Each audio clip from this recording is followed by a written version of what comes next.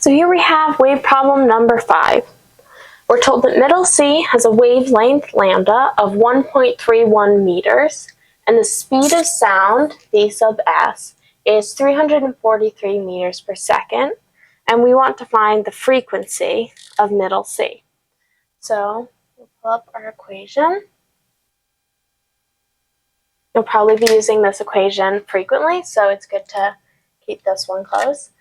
We want to find frequency, this one. So we're going to divide both sides by lambda.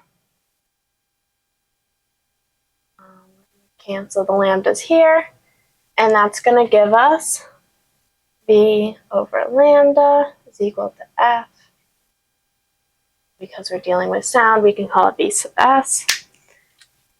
So now if we put in our numbers, it's velocity, 343 meters per second, over the wavelength, 1.31 meters.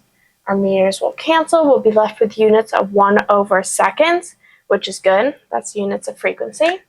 And this is 262 hertz.